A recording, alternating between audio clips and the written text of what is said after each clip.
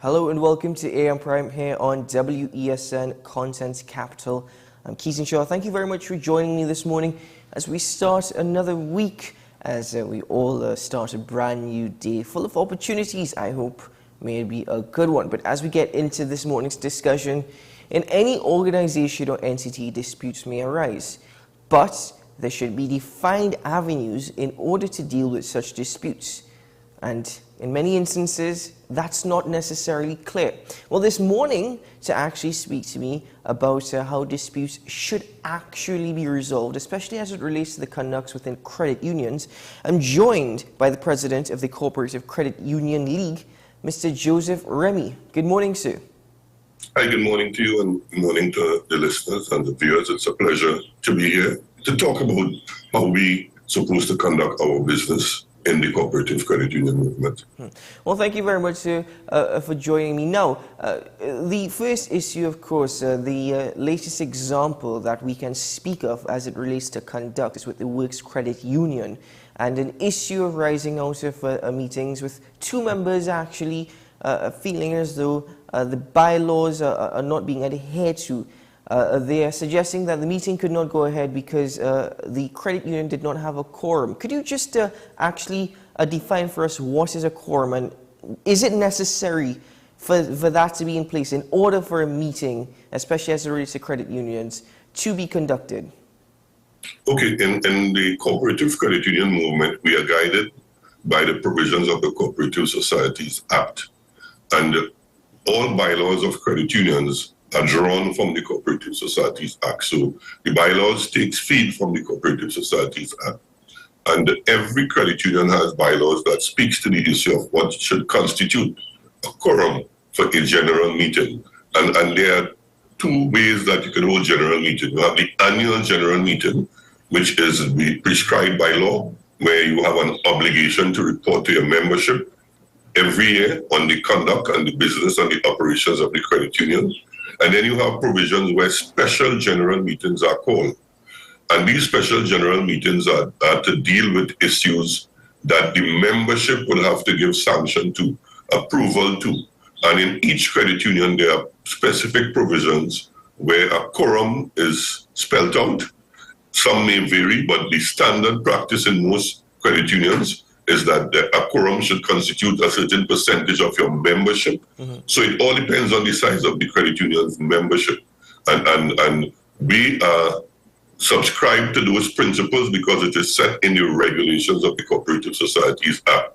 In the Works Credit Union issue, I don't know what their specific bylaws spoke to in terms of the numbers, but from the report that we had, the meeting was properly constituted, and as such, the meeting went on the basis of what was the requirement. What would have happened if there was a challenge to the quorum of the meeting or in any meeting? Then there are steps by which I believe those things should be rectified. One, we are subjected to the rules of the regulator, and as such, once there are representatives from the Office of the Commissioner for Cooperative Development, then though that is the area where the issue of the quorum should have been raised from the onset of the meeting. So the first thing is that if at the beginning of the meeting, any member realizes or is of the view that the meeting is not properly constituted, and there are representatives from the Office of the Commissioner for Cooperative Development, who is the regulator for credit unions on the basis of the provision of the Act, then they should raise those issues and concern with the regulator and have that issue rectified before the meeting is allowed to progress. Because once the meeting progresses, it suggests if there is no quorum, and I'm saying I'm taking it from both angles, if there is no quorum and the meeting progresses with the guidance of the Commissioner for Cooperative Development, then implied in that is that you are allowing the meeting to progress unconstitutionally.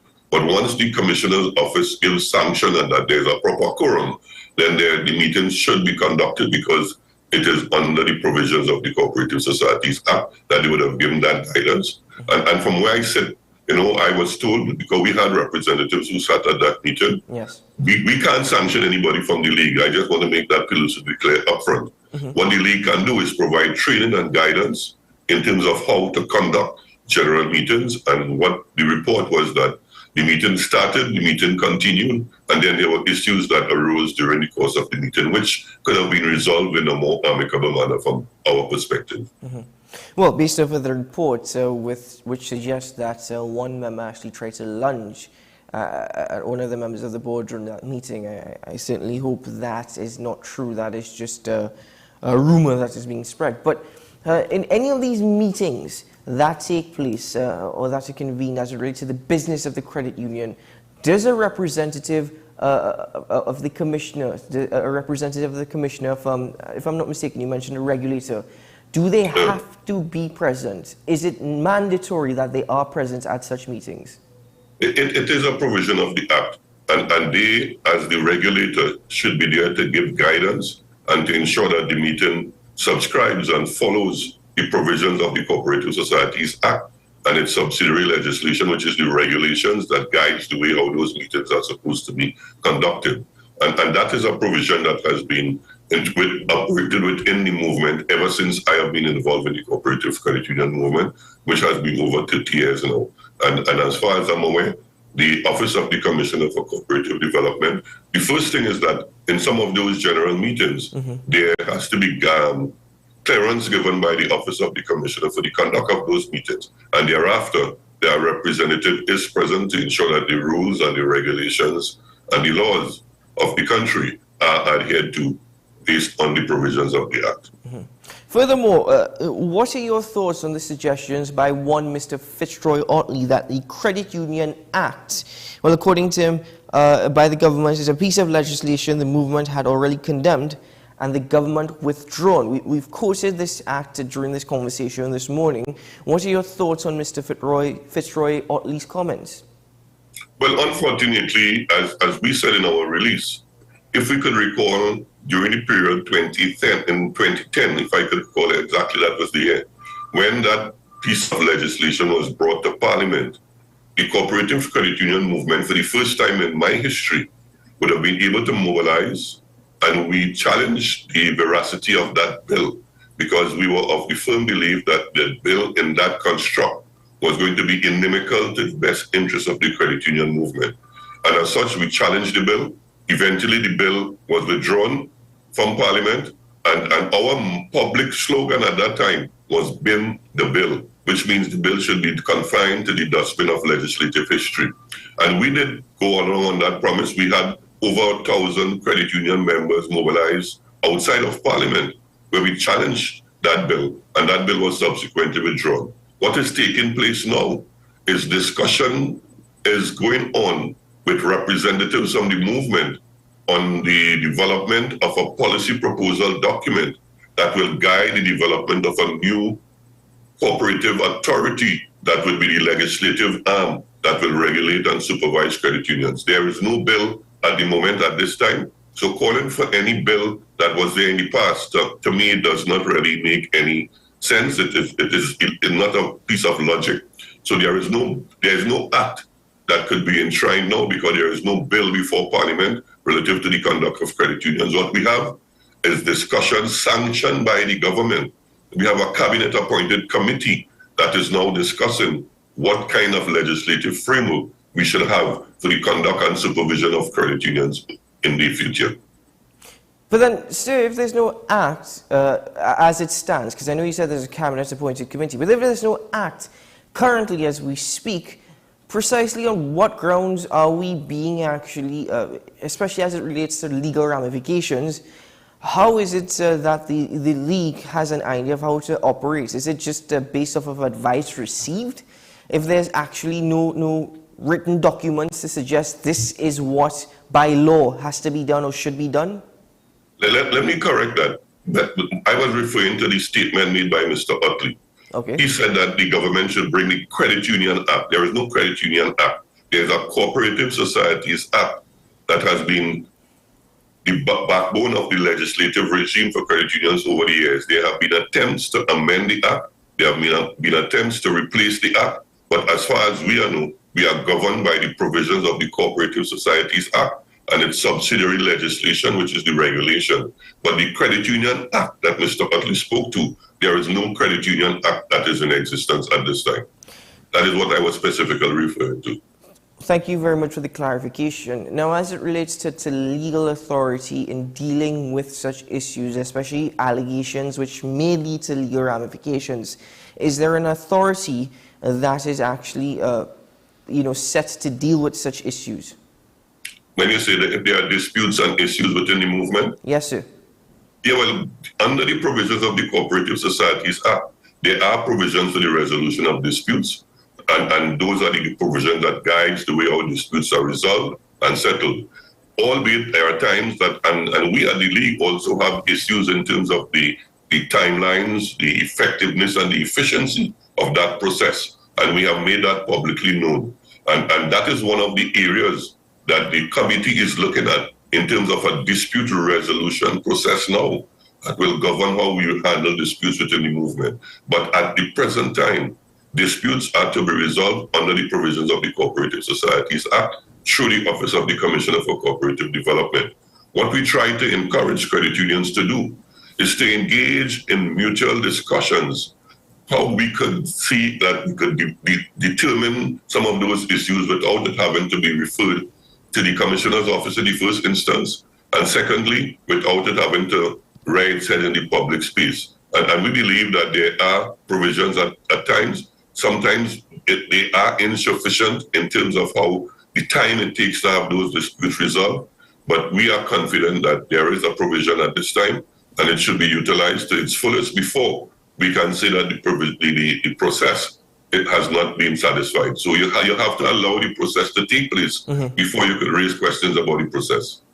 Now, you've mentioned the Commissioner for Cooperative Development, and I just need, if you can kindly elaborate on the specific rules or what duties is actually conducted by the Commissioner for Cooperative Development.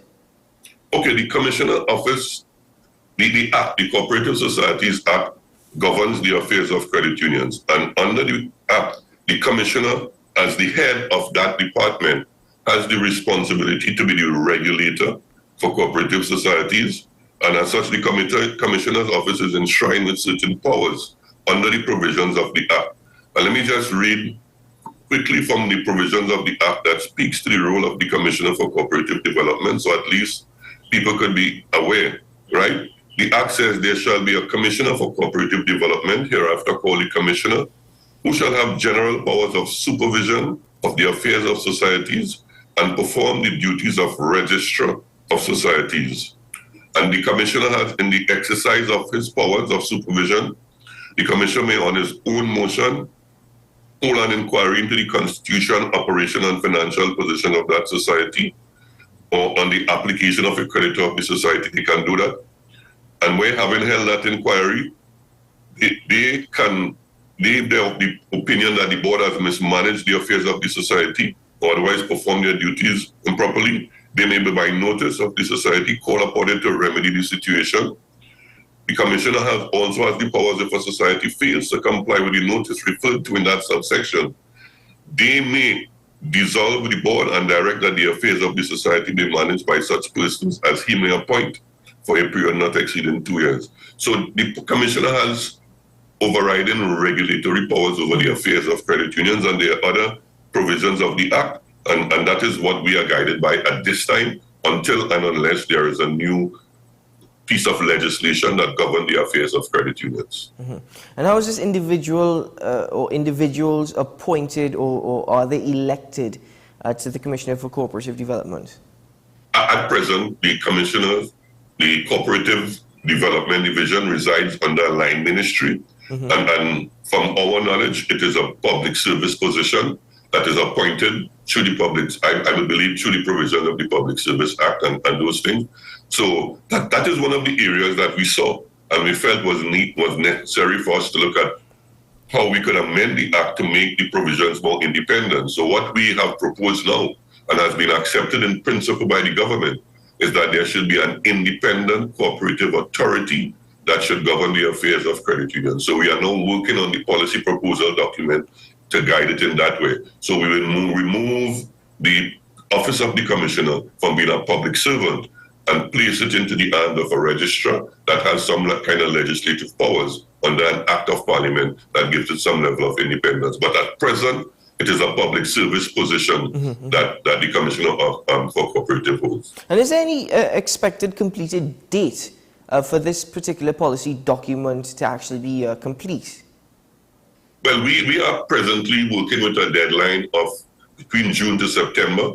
Hopefully that policy proposal document would be in the public space. When I say public space, with credit unions to comment on it, because they are process by which this thing's supposed to take place. That means that the policy proposal document is supposed to be circulated throughout the entire credit union movement, and there would be an opportunity for public discussion by credit unions on the policy proposal document before it goes to the drafters to bring up bill, a cooperative authority bill, which then is going to be again given placed for public consideration, and then that is going to go to Parliament for an act. So I anticipate that based on the way our legislation is done in this country, that it may take a few months again before that process is completed. But we are in the process of finalizing that policy proposal document before it goes to the credit unions for their consideration. It will take some time.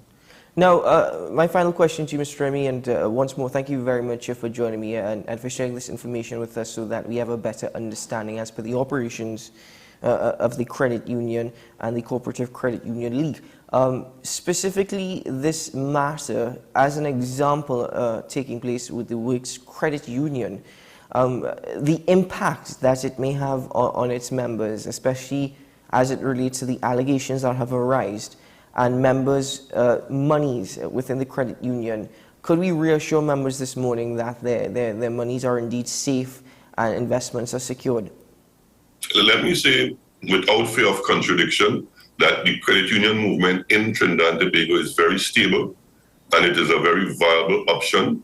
There may be a few instances that have reared its head in the public domain, just as in any other business enterprise. So we are not alone in this situation. It is something that we are not comfortable with as the league, and we did say it publicly, because we are of the firm belief that the credit union movement is based on some foundational principles that talks about ethical behavior and conduct. And from where we sit at the league, the credit union movement is very stable. The financial status of all credit unions have been verified by their annual general meetings and their financial reports, which demonstrates that all credit unions are in a very stable financial position at this time, and that there is no issue of any instability or any financial issues within the credit union movement. There are some governance issues that are taking place, as I said, as in any other business entity. Unfortunately, they have read it said in the public domain, but at the league, we are very clear in our minds that the cooperative credit union movement is very stable, it's very viable, it's very sustainable, and it is not one that where members could be of any fear that their funds are not being properly managed. It has been properly managed, and it is in a very stable and financial position. So we want to give the assurance to the public that the confidence that we must continue to have in this noble people-centered movement is there. The league will continue to ensure that the movement remains strong, viable, and is the best option to give people that trust for financial independence. Mr. Joseph Remy, President of the Cooperative Credit Union League, thank you very much for joining me on AM Prime this morning, sir. And, as per the developments that may take place between June and September as it relates to that policy document mentioned earlier, I'm sure there will be a lot more to discuss in the coming months. But for now, I appreciate your time, sir, and keep well.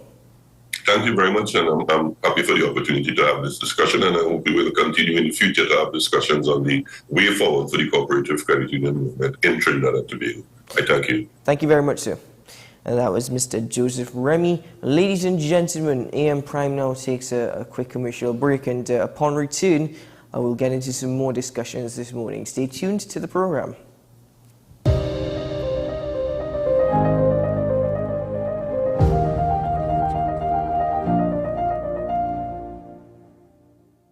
The best for your baby is at dbesttoys.com. We have the best strollers, car seats, walkers, feeding accessories, playpens, cribs, clothing, and the widest range of brand name toys like Barbie, Hot Wheels, Nerf, LOL, Fisher-Price, Cocomelon, Intex pools, Amazon Fire tablets, HP and Gateway laptops, and the best bikes, scooters, skateboards, and ride-on. Visit us in-store at 7 Main Road, McBean, or shop online now at dbesttoys.com. That's dbesttoys.com. We have the best toys at the best prices. FanZone, your reliable, authentic supplier, has just gotten better. You can now visit our website www.fanzonett.com for your authentic wear and collectibles. The only place where you can use both your Visa debit and credit cards. Visit our website fanzonett.com to make your purchase today. Join me, Dr. Nalini Kokram, on What's Up Doc, where we discuss all your burning questions concerning health. Trinidad and Tobago is among one of the highest risk group of patients that develop this form of genetic breast cancer. What I'd like to take home from a short interview like this, screening. You must screen. Because it's silent. It's silent. Yeah. And because it's silent, you don't know it's there. What's Up Doc, every Tuesday and Thursday on WESN, Content Capital.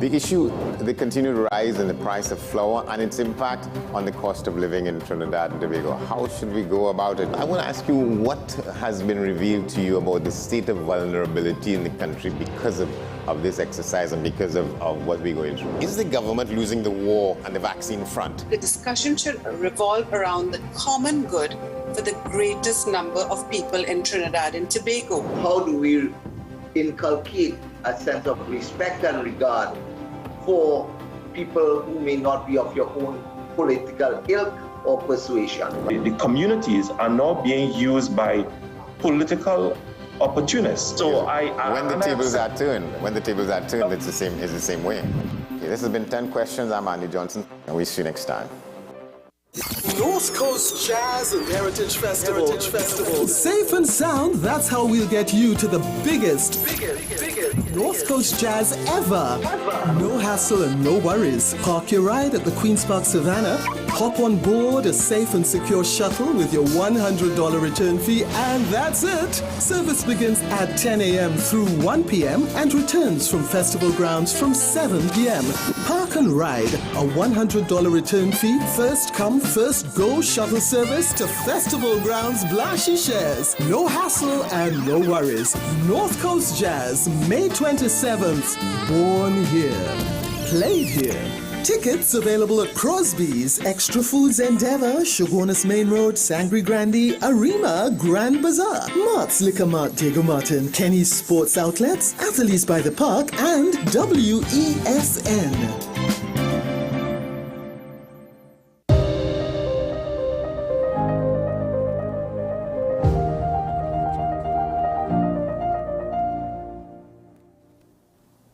Welcome back to AM Prime, and thank you for staying with me. Now, on Thursday, the 18th of May, Trinidad and Tobago's Fashion Festival Week starts. Now, to have a discussion on this particular event, its impact and how it can benefit not only Trinidad and Tobago, but young entrepreneurs in Trinidad and Tobago, I'm joined by Mr. Roger Montano. He's the founder and owner of Tamo Creations.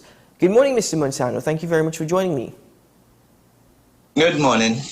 Well, Mr. Montano, my first question, it's very much simple. Exactly what is Trinidad and Tobago's Fashion Festival Week? Trinidad and Tobago Fashion Festival, it's a celebration of all creatives. We are showcasing from front stage to backstage, from hairdressers, makeup artists, to designers, to the musicians, everyone in the creative industry that we're trying to focus on that had a rough time during the pandemic. So we're trying to bring them back out and have a platform for them to showcase. Mm-hmm. Now, specifically, I suppose the inspiration behind this is to try and help develop entrepreneurs and their place within society in terms of more opportunities, in terms of further development? Yeah, well, this whole platform is to actually develop young entrepreneurs to come out and showcase, to show their talent, because we don't really have any much places for creatives to showcase in Trinidad and Tobago. So this platform was created for the young ones and the young at heart to come out, to give them a platform to showcase what they love to do. Do you think that such platforms do not exist because we do not take such industries seriously? Yeah, that is one point. A lot of people do not think that the creatives has a place in the society. They're more pushing a lot of business, but creative people and the creative industry fuels billions of dollars all around the world. We should harness the creative avenue and push the creatives, because that is the only way that society is going to come out of what we are in right now. This down slump, we're going down, and it could actually bring us back up, bring up our GDP. It creates work for people, and the world would want to see what we have. And of course, based off of the conversation that we have thus far, I'm assuming that the lack of recognition for such creatives and even not taking such an industry seriously has unfortunately been an injustice to entrepreneurs as well as Trinidad and Tobago. Yes, that has been an injustice for not taking it seriously, nor actually showcasing it. I mean, we do have a lot of things that's happening in and around the region, but they really don't focus much on the creatives, and we're having a lot of problems showcasing, a lot of problems getting known. They have a lot of problems they have a lot of programs for designers that helps, but if you teach us business only, where's the creative part of it, and how can we showcase? It goes hand in hand, business and creatives go hand in hand. We need the outlets, we need to be seen, we need to show what our creative talent is about. Now, specifically, I'm reading a release here which suggests that Fashion Festival Week Trinidad and Tobago is earmarked to become the most outstanding fashion event in the Caribbean. On what grounds could such a statement be made, especially even in my position? I have not necessarily heard of Fashion Festival Week. Right, Fashion Festival, why that statement was made, because it's one of the first of this kind. If we get it right for the first time, it can be a great festival. It also, if we work very hard at it and continue it and get the proper support, we could actually get this fashion festival on the fashion calendar. And that is my aim, to actually reach that destiny within the 5 to 6 years. Is it also an aim to make this a permanent fixture on the tourism calendar, in the sense that going beyond just opportunities for entrepreneurs and just a fashion festival weekend, the premier event within the Caribbean, is it also hopeful that this will be a viable tourist product? Yeah, so we're now looking into fashion tourism, and Fashion Festival Week has the capability of bringing fashion tourism to Trinidad and Tobago. We need the right stakeholders to come on board so that we could push this new initiative. And once we get the start and push the new initiative, we could promote it as fashion tourism, so that way people could come to Trinidad within the main month and actually boost tourism for Trinidad and Tobago, just like all the other fashion weeks around the world. Well, that's a very interesting term that you use there, fashion tourism. I mean, how is fashion tourism? Well, first of all, what is fashion tourism, and how does it has its place in Trinidad and Tobago for Trinidad and Tobago? Well, fashion tourism is a niche market that a lot of people, a lot of other countries use. They use it to bring in tourism. What they do is, it's a week of fashion that they have, and they market it as the tourism aspect to bring in foreign people to see the event, so that the way that they could purchase the merchandise from the designers directly at a lower cost than before it gets to the market. Mm-hmm. And they get to see a lot more of what is going on within the fashion industry firsthand, other than waiting for it to come out. Now, is there an opportunity for greater collaboration then and networking with Fashion Festival Week for young entrepreneurs? Because I know you mentioned this isn't only for designers. This is also for stylists, for models, for makeup and hair artists, photographers. So one of the goals or one of the hopes is for global networking, I would assume. Pardon me, I repeat that. Is there further opportunity for global networking? Because you said this is not only for fashion designers, this is for stylists, this is for makeup artists, for photographers. Yes, there is. There's always, from what we did, we had the Face of Fashion, and that was in February. We were taking approximately 9 to 11 participants to Toronto to get further training in True Colors Talent Agency. That is one of our goals that we want to people for further education. So we got them on board. We also have a few other things for designers to showcase at other different fashion weeks in and around Canada, as soon as we get the dates down packed. And we're also planning to have the makeup and hairdressers and stuff get further education abroad at different schools, at different hair companies. So we're working on a whole network of people. So once they do participate in the fashion festival, that they could actually go abroad and further themselves or get more education or get more training so they could come back more strong. Mm-hmm. Now, you mentioned something earlier that you would like to see more stakeholders get on board. Is it that there's been a lack of willingness from stakeholders, or are you seeing more and more participation and support? There's been a lack of support within stakeholders.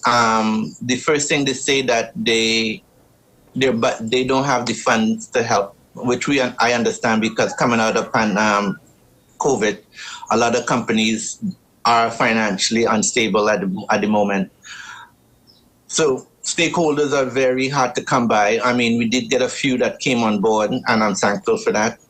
But in the future, I would like to see more people, more businesses come on board to support the venture and support the young people. Now, is there a structure as it relates to Fashion Festival Week? What is the structure, if it exists?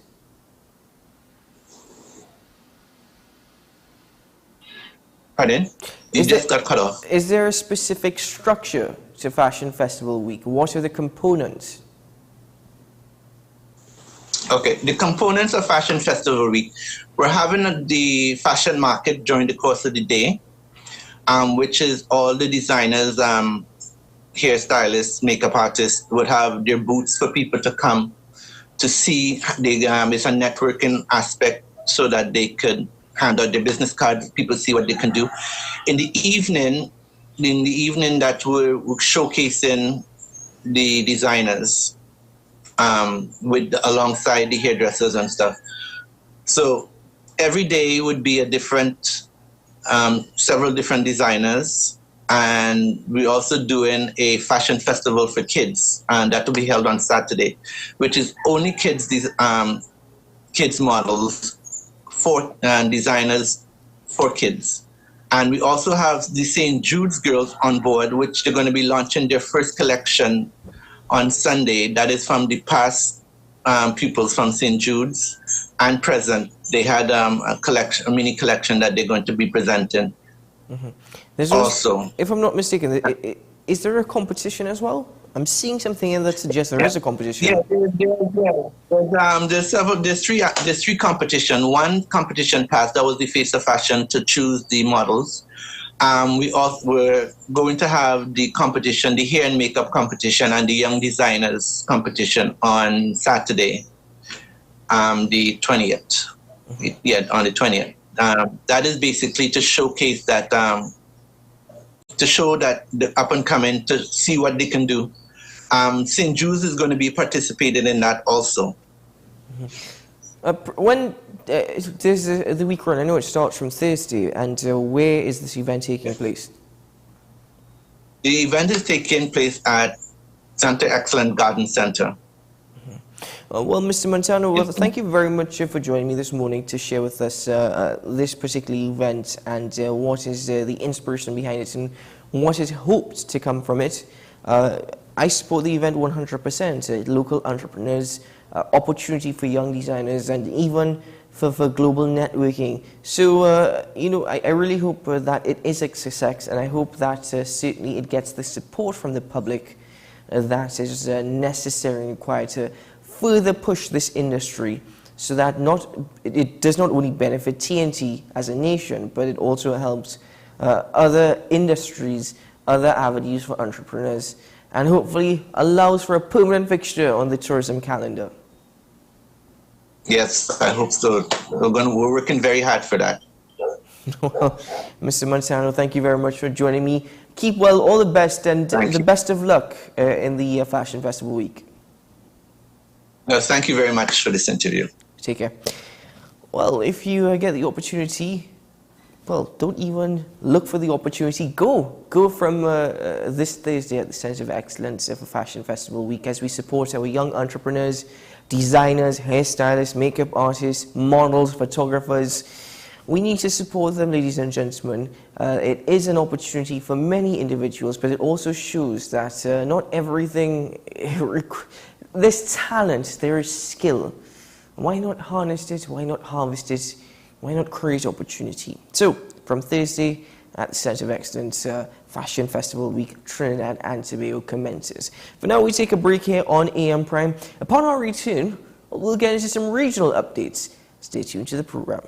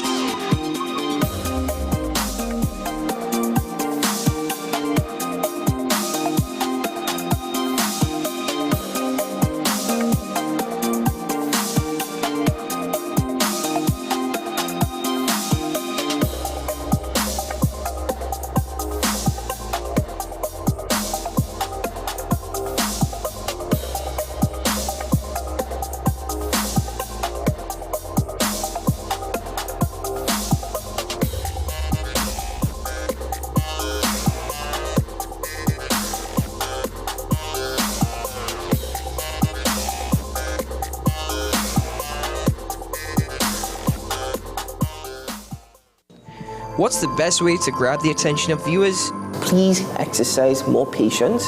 You have to be kidding me. Doing what we do best. I'll say at the very least it's a conspiracy of laziness against the people. Join me, Keaton Shaw. And me, Sean Michael Small, for Talking Point. Weekdays from 8 a.m. to 9:30 a.m. We go in-depth on the trending issues and engage the most controversial newsmakers as we get them to account to the people for their actions. You can't go to the government with nothing.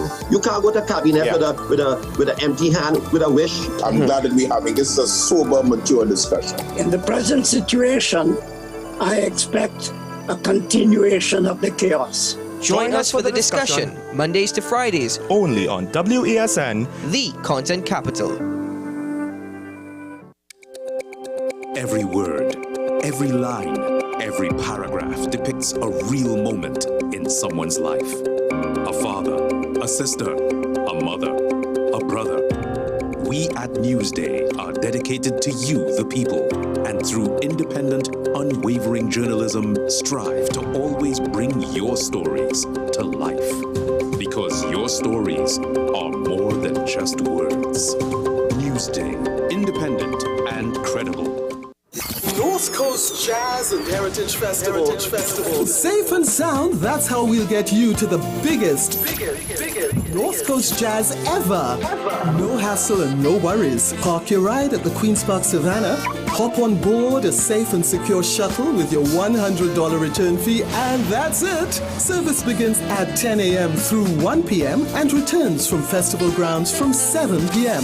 Park and ride, a $100 return fee, first come, first go shuttle service to festival grounds Blashy Shares. No hassle and no worries.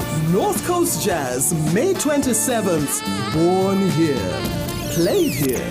Tickets available at Crosby's, Extra Foods Endeavour, Shogunus Main Road, Sangre Grande, Arima, Grand Bazaar, Mart's Liquor Mart, Diego Martin, Kenny's Sports Outlets, Athletes by the Park, and WESN.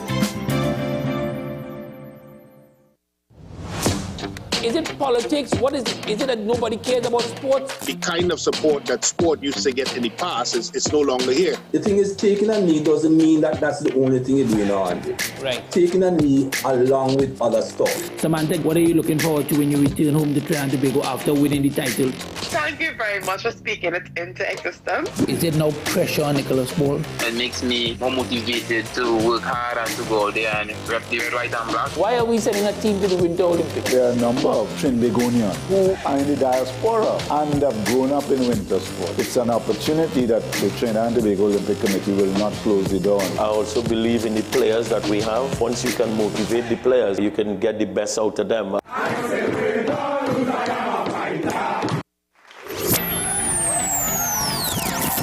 This May, the spectacular event you've been waiting for is coming. May 27th, celebrate amazing. North Coast Jazz and Heritage Festival. Festival grounds, Blashy Shares. Born here, played here. Tickets available at Crosby's, Extra Foods Endeavour, Shogunus Main Road, Sangre Grande, Arima, Grand Bazaar, Mart's Liquor Mart, Diego Martin, Kenny's Sports Outlets, Athletes by the Park, and WESN.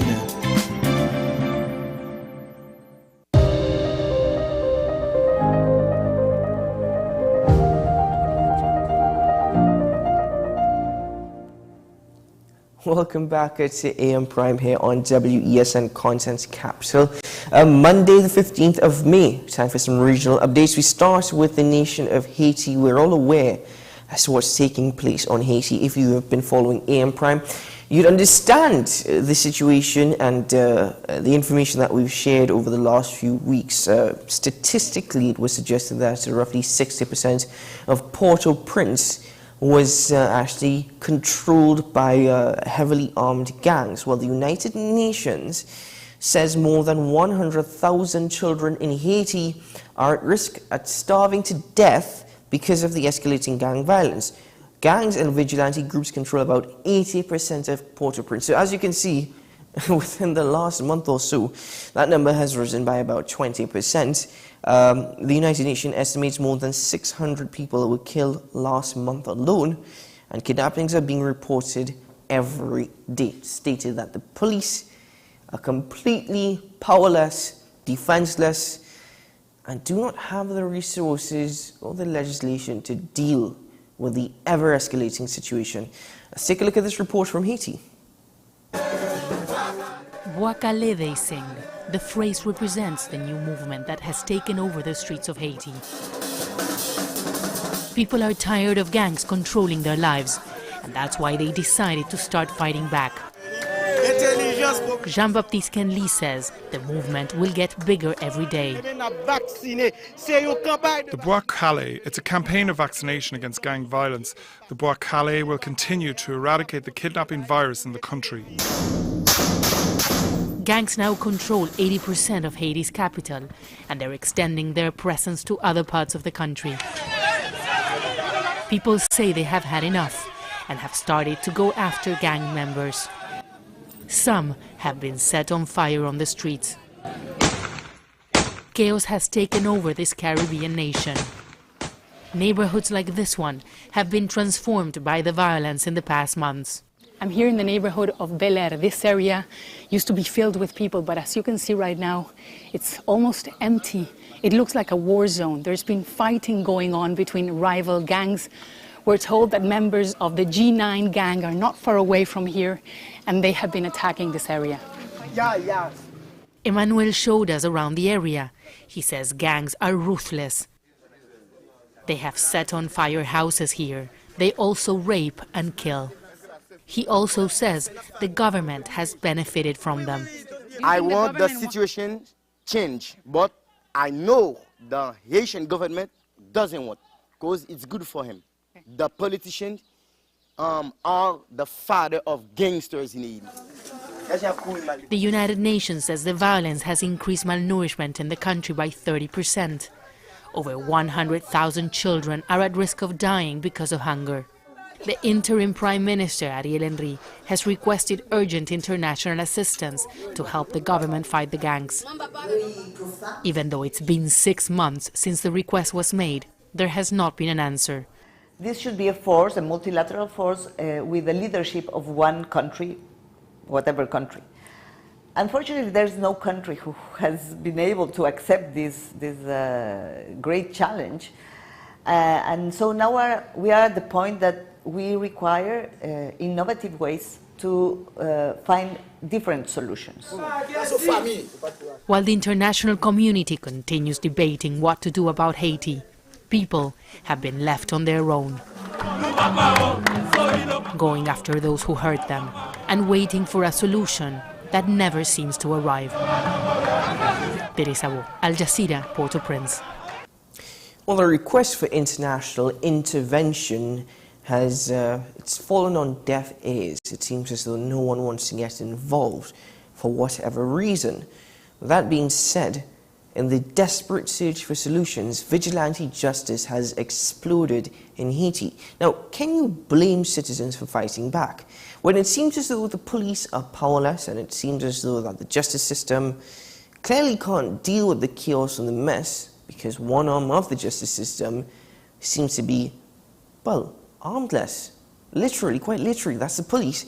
Well, they themselves can't deal with it. Therefore, the citizens have decided we're going to deal with it in our own way. So a vigilante movement has it's growing in Haiti, and as you can see, dealing with gang members or suspected gang members includes burning them alive on the streets of Haiti. The other side, of course, is malnourishment, as pointed out. Haiti, I'm not entirely sure they're even generating wealth at this point. At one point in time, it was the richest nation in the Western Hemisphere, if we're speaking from a historical perspective, rich in resources and extremely poor. We'll continue to bring you more updates as to the events taking place in Haiti during this course of AM Prime, but that is the latest. We now move on to Antigua and Barbuda, where the government has revised its compassionate offer to former LIAT workers from 50% to 32%. Confirmation came from Prime Minister the Honorable Gaston Brown, who's also the Minister of Finance. He reaffirms the government has no legal obligation in the matter, and this has also been echoed by Bajan Prime Minister the Honorable Mia Motley. The head of the government is also resolute that the administration will not entertain any unreasonable demands from the Antigua and Barbuda Workers' Union. We take a look at this report coming from the nation of Antigua and Barbuda. Discussions surrounding the government's compassionate offer to former LIAT workers have often been fraught with several claims and counterclaims. Prime Minister Honorable Gaston Brown insists the government's revised offer to the workers is in line with the shareholding it held in the carrier. We take no responsibility for the delays. We have placed an offer on the table. Initially it was at 50%. We have since reduced it to 32% in keeping with our shareholding. However, we have maintained our position that we have no legal liability to the staff of LIAT, that it will be a compassionate payment to the staff of LIAT, a gratuitous payment, and as soon as the union is ready to accept, then we can have further discussions. We asked the Prime Minister whether the 32% would be comprised of a cash-only payment. We are open. And at 32%, it will be challenging, but a little more manageable. And if they insist that, they want all cash, maybe you may not be able to pay the full amount up front. You could pay it over a period of time.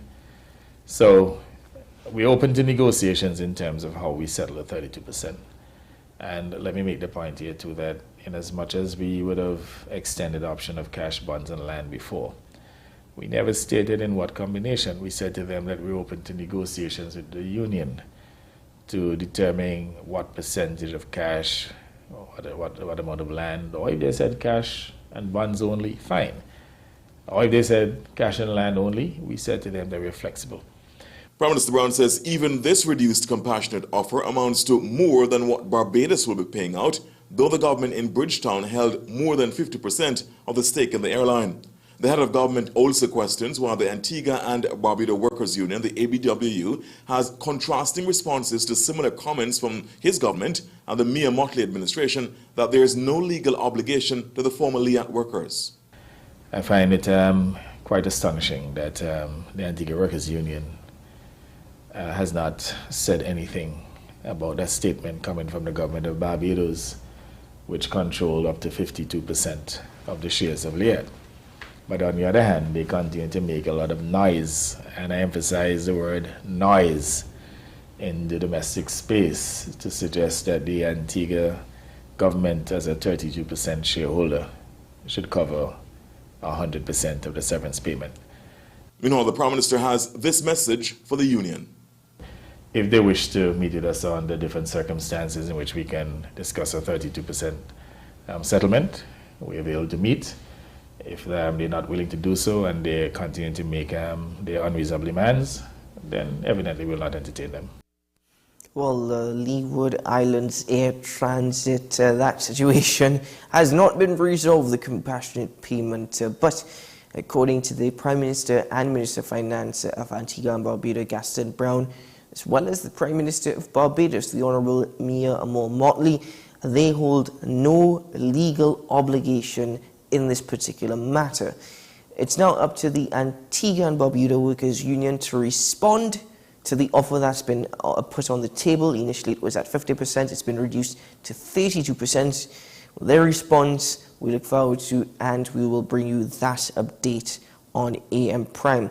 Our last regional for this bit of AM Prime this morning comes from the nation of Jamaica, where the Andrew Holness-led administration's thrust to impose mandatory minimum sentences for certain crimes has been bolstered by the decision of the United Kingdom-based Privy Council, the fifth-tier court of the Jamaican, legal system.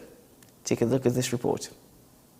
Welcome back to Primetime News. And a special welcome once again to our viewers on onespotmedia.com. A ruling by the Judicial Committee of the Privy Council has bolstered the government's push to impose tougher prison time for gun crimes. A teenager who was sentenced to 15 years for wounding with intent during a robbery in 2013 had challenged the constitutionality of the ruling. But that appeal was today rejected.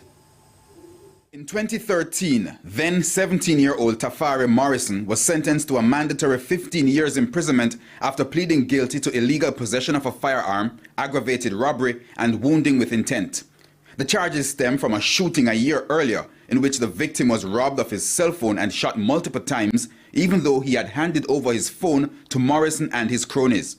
Morrison's attorneys had appealed, arguing that the 15-year sentence for wounding with intent was unlawful because it was determined in accordance with a statutory minimum. However, on Thursday, the Privy Council rejected the appeal, upholding the sentencing. Justice Minister Delroy Chuck has welcomed the ruling.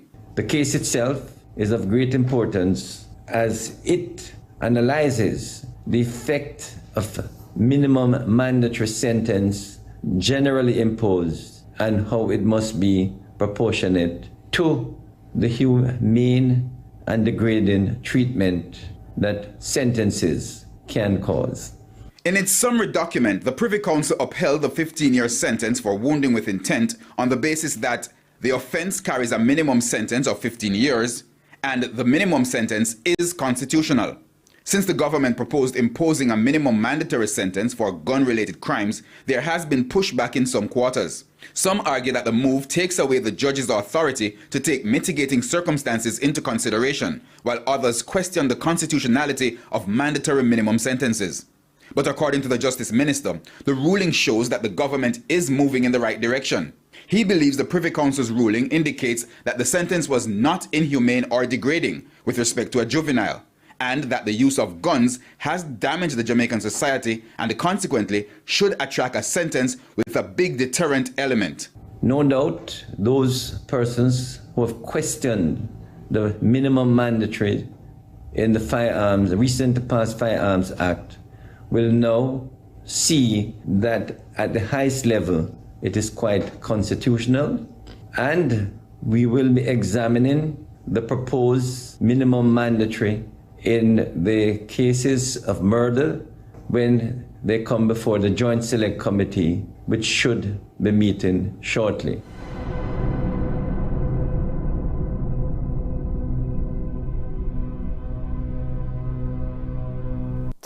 Mandatory minimum sentence. Well, I wonder if that's something that will be challenged here in Trinidad and Tobago. Well, you see, the thing is, you can have as much legislation as you want and mandatory minimum sentences. The thing is, if we're not able to actually conduct, try and actually catch those who conduct the violent crimes here in TNT, what's the point? It's going to take a lot more than just a mandatory minimum sentence to actually reduce crime and street fighting. Ladies and gentlemen, we'll take a break here on AM Prime.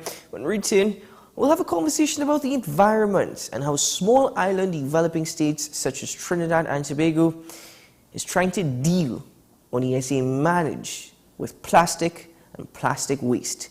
We'll be right back after this.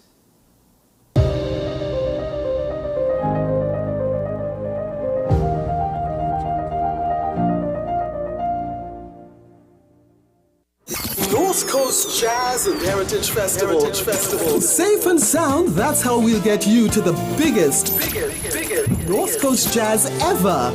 No hassle and no worries. Park your ride at the Queen's Park Savannah, hop on board a safe and secure shuttle with your $100 return fee, and that's it. Service begins at 10 a.m. through 1 p.m. and returns from festival grounds from 7 p.m.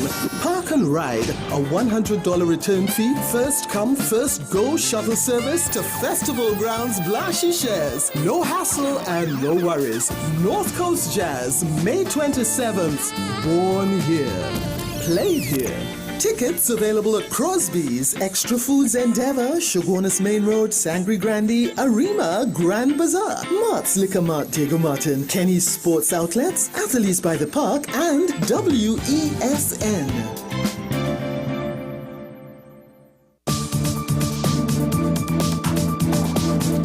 I am Rondell Donowa, attorney at law and host of Strictly Legal on WESN Content Capital. Strictly Legal is a legal program geared towards informing you, the public, of your legal rights, responsibilities, and remedies.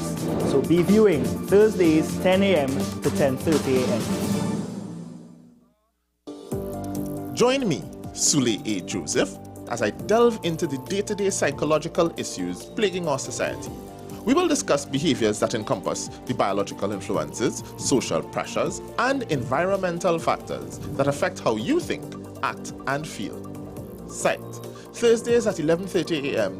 only on WESN, Content Capital. The perfect mix of news, current affairs, talk, debate, mature discussions, comedy, and sports. Only at WESN, the Content Capital. Is it politics? What is it? Is it that nobody cares about sports? The kind of support that sport used to get in the past is no longer here. The thing is, taking a knee doesn't mean that that's the only thing you're doing now, Andy. Right. Taking a knee along with other stuff. Samantha, what are you looking forward to when you return home to Trinidad and Tobago after winning the title? Thank you very much for speaking it into existence. Is there no pressure on Nicholas Ball? It makes me more motivated to work hard and to go out there and rep the red, white, and black. Why are we sending a team to the Winter Olympics? There are a number of Trinbagonians who are in the diaspora and have grown up in winter sport. It's an opportunity that the Trinidad and Tobago Olympic Committee will not close the door on. I also believe in the players that we have. Once you can motivate the players, you can get the best out of them.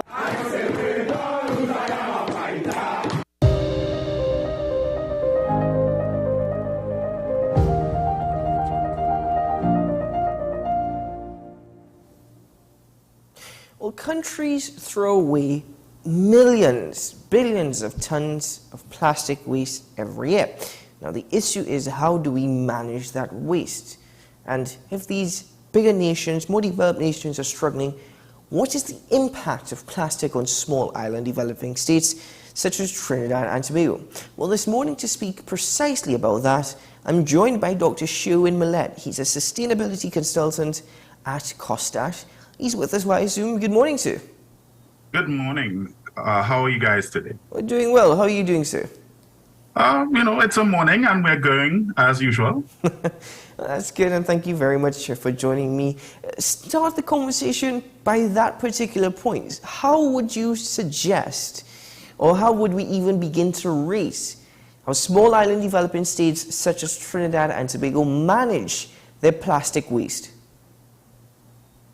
First up, small island developing states tend to have some challenges in terms of waste management, right? Just based on the size and the fact that we import almost everything that we use. So as we develop, some of the products that we use become difficult to manage because you can't just throw them into a landfill, right? Because they do damage the environment, they poison the environment, and that has negative impacts on human health. Plastic specifically is a little bit challenging in that we can't manage what we can't measure. And we have a hard time measuring exactly how much plastic ends up in our environment. Trinidad and Tobago imports maybe 130,000 metric tons of plastic in any given year, based on some of the research that we've done since 2016. And the challenge isn't not necessarily just the direct plastics in terms of the bottles and the plastic products and so on. A lot of the plastic that we deal with is indirect. It's hidden plastics such as packaging, the wrapping around the products that protect our products, all of those types of things. And then you have hybrid types of plastic, which is a mix of different types of plastic, which makes it even further more difficult to recycle and reuse. In that particular sense, that lack of data or lack of statistics that you've spoken of, that has proven a challenge in regard to your study, but also has that proven a challenging point in us trying to find solutions in managing the situation? Yes. Let me kind of back up to something called a linear economy. Right? That is take, make, waste. So it's a straightforward thing. It was established during the Industrial Revolution, and that is the basis of a lot of our economies today. Recycling takes it one step further, where we say, okay, you know what? Let's not throw everything away.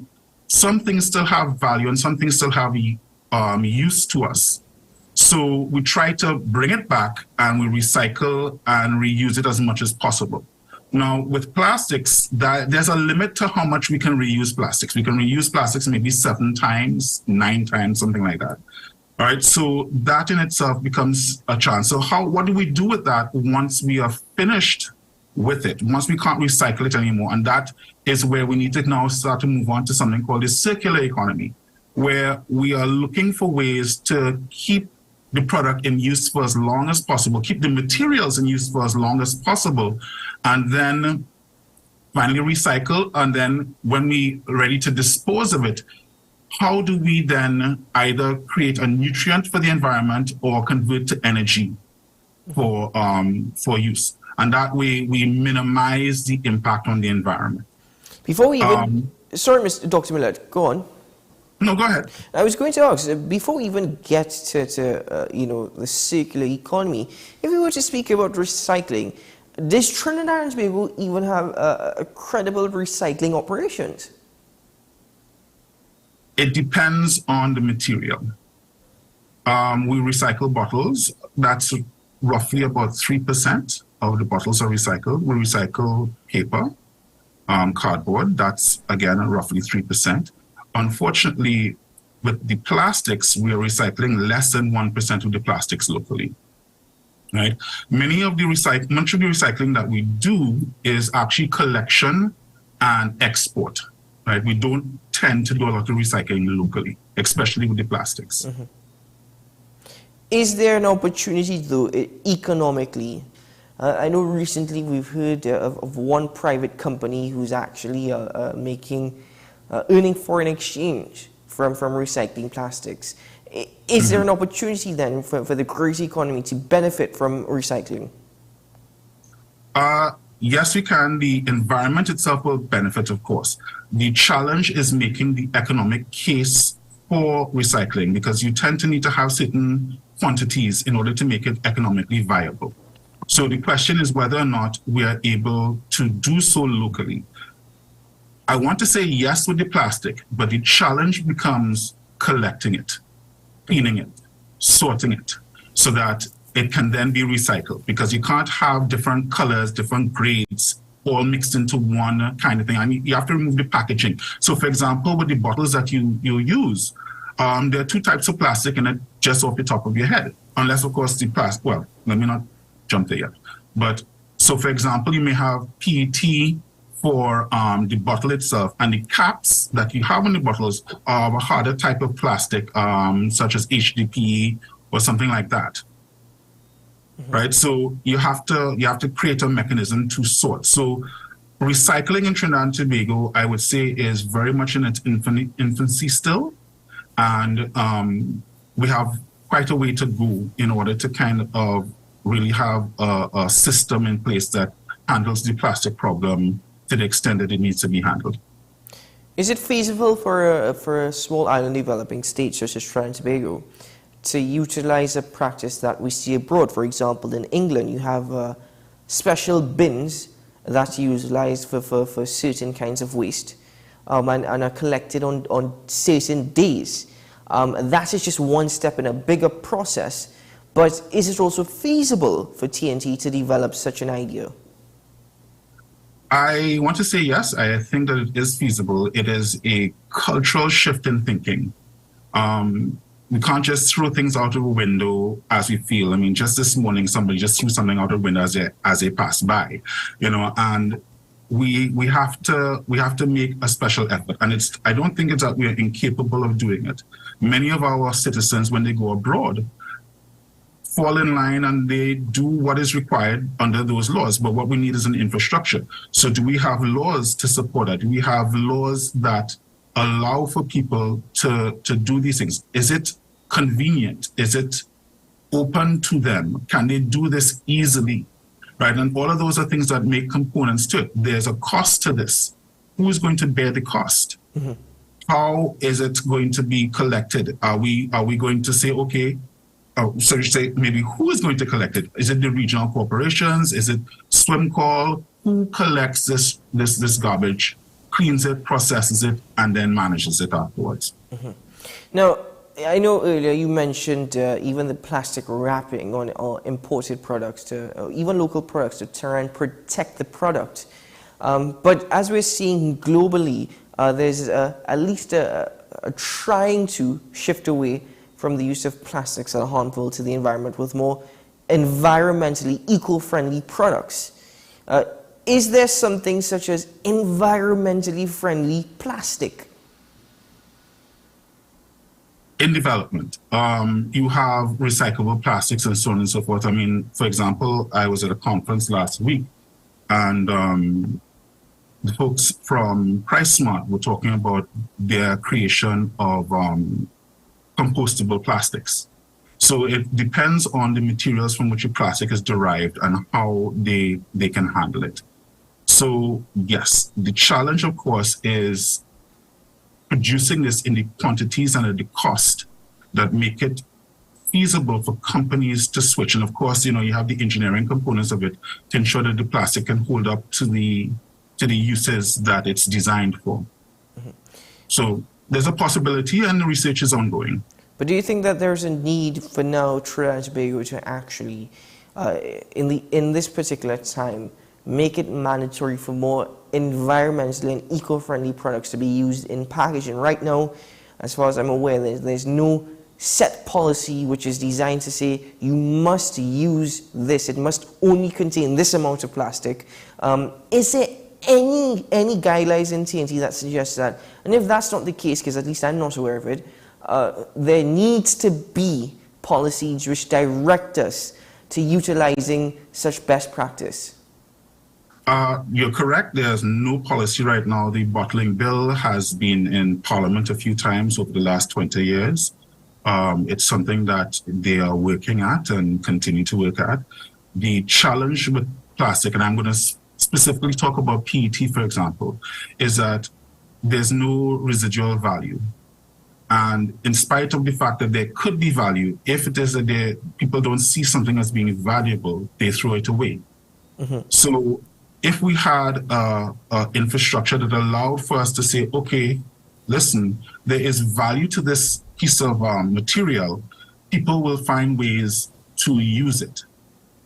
In terms of your policy perspective, again, that is a legislative action. So if you sit down and say 30%, 40% of your product has to be made up of recycled plastic, that is another opportunity to kind of add value to what we're doing. And if it is that, for example, we bring in finished bottles or finished products, and the law says, no, this must have a certain percentage of recycled content, then that is going to change what is available locally and in that way impact the overall country. There are different kinds of recycling. So for example, if they're doing research on something called chemical recycling, which would allow for us to bring plastics back to virgin states. Therefore, you know, we can keep reusing the same plastic over and over again with some limits, of course. But there's a lot of research going on in that area also. Doesn't sound necessarily too healthy, chemically recycling plastics. But yes, you were about to... Everything has its upside and downside. And like I said, the health component of it is what is part of this research. Because right now we may embed plastics in a number of other products. The question is, and there's research going on right now about whether or not that leaches into the environment in terms of microplastics at all. But for right now, it's embedded in concrete, it's made into plastic board, it's made into, it's embedded in asphalt and sidewalks and all this type of thing as a way to kind of manage some of the plastics that you use. You can even use the plastics with some technology changes as a fuel source. So, you know, a lot of countries are looking at different ways to kind of handle their plastic waste because, you know, like I said, they can't put it in their landfills. Now, you mentioned as an energy source, if I'm not mistaken, based off of one study that I read, and I think you were part of, Sweden burns roughly half of its garbage annually to produce energy. And you even referenced cement. The cement plants are energy intensive. Is that also a possibility for TNT to actually burn plastic waste for energy? Is it costly? But also, is it hazardous to the environment, burning plastics for energy? Start with your first question last. Yes, it is hazardous. So they'd have to have special technology to clean the exhausts so that this doesn't end up inside of the residential areas, have negative impacts on health. It is possible to use it and divert some of the natural gas that we do use. It will have some type of infrastructural costs.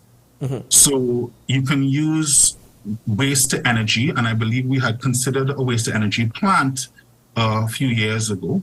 But this is established technology at this point. So there are technological solutions to some of the negative impacts that they may have, and it's not necessarily the first port of call in a circular economy to start just simply burning the waste, because that has its own set of challenges that go along with it. And finally, Dr. Millet, how crucial is a material flow analysis, especially right now for Trinidad and Tobago, as we try to move forward in managing our waste situation, especially plastic waste? Like I said at the start, you can't manage what you can't measure. And doing research is a little bit challenging in that we cannot necessarily go to one source and get all of this information. So a material flow is exceptionally important, because what that does is that it quantifies the amount of waste, the sources that waste is coming from, and whether or not that waste, the amount of waste that we accumulate, can meet the threshold as feedstock for whatever process we intend to use that waste for. Many Caribbean islands, many small islands, don't have enough waste for that feedstock. And even if they did have enough, the question comes back in, like I said earlier, how do we collect that in a systemic way to make sure that that feedstock is there constantly? Because I mean, you can't start a business, have enough product for a month, and then 3 months later, you still can't get enough to keep your operating costs down. So that is one of the challenges that businesses would have with respect to waste, using waste as an input in that respect. Because again, the systems are not quite in place yet. Do we even have the expertise or the resources to have a material analyst flow? Do we even have that expertise or to actually conduct such a study? Yeah, I think so. I fully believe that. I mean, I was able to do that myself as part of my own dissertation work. So there are a number of tools that can be used to do this. The issue again becomes a matter of the data. Well, Dr. Millers, I want to thank you very much for joining me on AM Prime this morning, discussing this situation here in TNT with respect to our waste management, especially plastic waste management.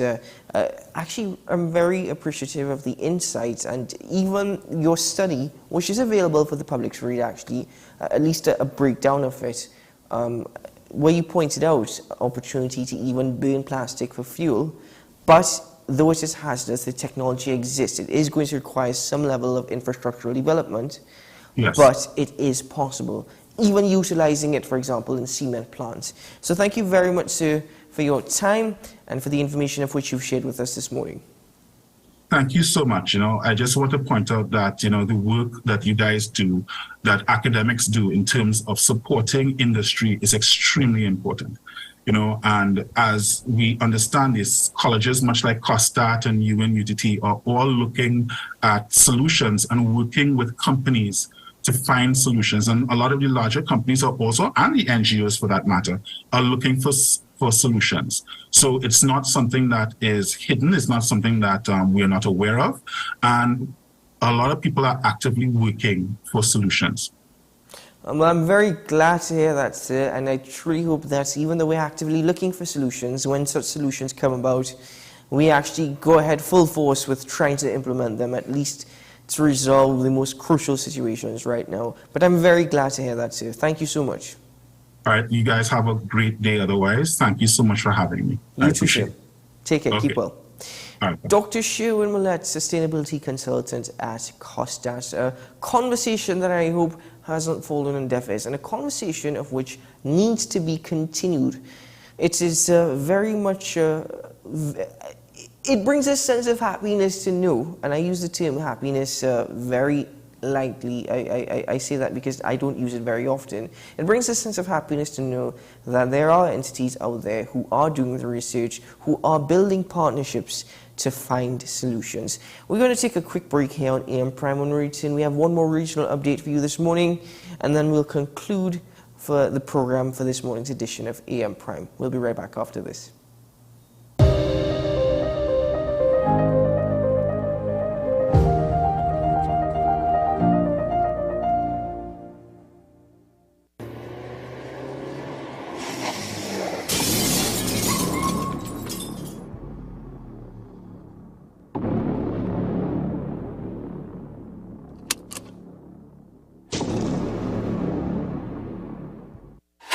FanZone, your reliable, authentic supplier, has just gotten better. You can now visit our website www.fanzonett.com for your authentic wear and collectibles. The only place where you can use both your Visa debit and credit cards. Visit our website fanzonett.com to make your purchase today. The artists you'll meet. The sounds will astonish you. Superb voices, new artists, simply refreshing. Celebrate amazing. May 27th, North Coast Jazz and Heritage Festival. Festival grounds Blanchisseuse. Born here, played here. Tickets available at Crosby's, Extra Foods Endeavour, Shogunus Main Road, Sangre Grande, Arima, Grand Bazaar, Mart's Liquor Mart, Diego Martin, Kenny's Sports Outlets, Athletes by the Park, and WESN.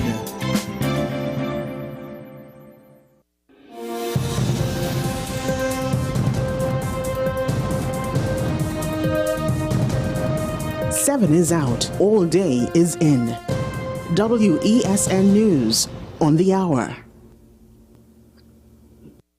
The best laptops and tablets are at dbesttoys.com. Get a Gateway 14.1-inch Ultra Slim notebook or an HP 14-inch laptop at the best prices in TNT. Get the Fire 7 tablet for $474. You can also shop the latest Amazon Fire Sticks. Call now at 32-DBEST to order or visit us in-store at Force's flagship Mac Beam. Shop online now at dbesttoys.com. Free delivery available throughout Trinidad and Tobago. Cash or links on delivery. The best for your baby is at dbesttoys.com. We have the best strollers, car seats, walkers, feeding accessories, playpens, cribs, clothing, and the widest range of brand name toys like Barbie, Hot Wheels, Nerf, LOL, Fisher-Price, Cocomelon, Intex pools, Amazon Fire tablets, HP and Gateway laptops, and the best bikes, scooters, skateboards, and ride-on. Visit us in-store at 7 Main Road, Macbean, or shop online now at dbesttoys.com. That's dbesttoys.com. We have the best toys at the best prices. North Coast Jazz and Heritage Festival.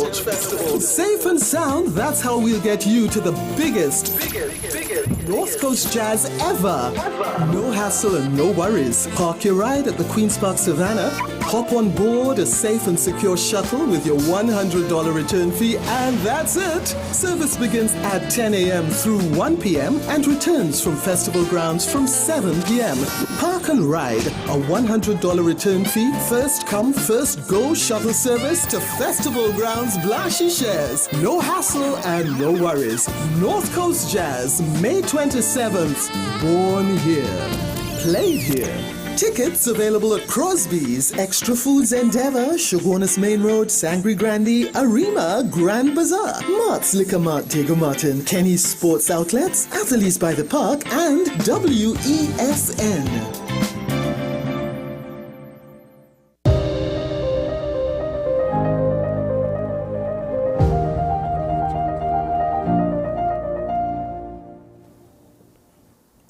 Welcome back to AM Prime, ladies and gentlemen. Just before we conclude this morning's edition of the program, let's give you that last regional update, which comes from the island of Grenada. Government is utilizing the skills and talents. I thought this was actually very interesting. It's utilizing the skills and talents of veteran Calypsonians to teach school students what they need to know about Calypso. Excellent. Let's take a look at this report. The Ministry of Education, Youth, Sports and Culture is hosting a 4-day Calypso workshop geared at primary and secondary school students. The workshop focuses on the areas of presentation and performance, the history of Calypso, the use of voice and composition techniques, and other topics. Edison teacher Eddie Francis and Kelly Rootsman-Klein are facilitating the workshop. Teacher Eddie says the workshop is a timely one that will pass on knowledge about the art form. I see this as very important. The fact is that we in Grenada here, right, we have actually lost our way where Calypso is concerned. And through my classes in various schools and workshops like these, I think we are on the right foot to bring Calypso back to the younger ones. Francis is hopeful that through the workshop, he will help to nurture the next generation of Calypsonians. I am hoping that at least if I could get about 10 students where I could actually nurture from this workshop who is interested and who have a basic skill that I can help along. Even though they cannot write, but they could sing, I will be able to help them to write songs so that I could help them to be part and parcel of the junior Calypso competition in August. He went on to highlight the area of focus. The history, general history. We're looking at composition techniques and how to write Calypso, things with... most of the Calypsonians in Grenada, I realize, they're mixing up melody with harmony, right? So we must stress the fact that people must understand what is melody, right? Because melody carries 30 points, and lyrics is 30 points, so there are 60 points there, right? So if you work hard on those two areas, you must get good Calypsonians. Some of the students shared what they have learned thus far. I thought it was really impressive. I learned a lot of like Calypso as it relates to soca, especially because, you know, soca is like the it thing these days. I learned that Calypso have like a lot of African roots. I also learned that soca means soul of Calypso. I did not know that. I thought soca was just like a thing for yourself. It's like there's somebody just come up with soca. Today I learned that soca, so you can sing a soca song in Calypso, but you cannot sing a Calypso song in soca. The workshop moves into its final day on Friday at the Kirani James Athletic Stadium. Nisha Peters, GBN News. You can sing a soca song in a calypso, but you cannot sing a calypso in a soca. Ladies and gentlemen, that's where we wrap things up for AM Prime this morning. I wish you a great day. Thank you for starting your day with me. It's always a privilege and an honor. May today be a productive one. And as I've always advised, you always be the bigger individual, be mature, be rational, be disciplined. And hopefully we can make TNT a bit sweeter. But for now, keep safe, keep well. And tomorrow morning, bright and early from 6 a.m., you can join me, Keaton Shaw, for more AM Prime here on WESN Content Capital. But in the words of the mighty Andy Johnson, stay tuned for Talking Points at 8 o'clock with Shah and Small. Ladies and gentlemen, bye-bye.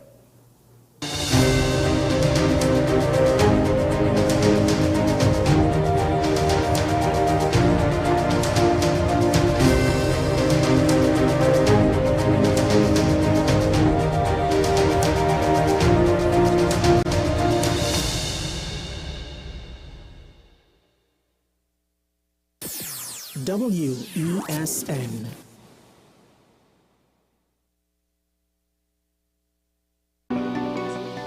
The perfect mix of news, current affairs, talk, debate, mature discussions, comedy and sports. Only at WESN, the content capital.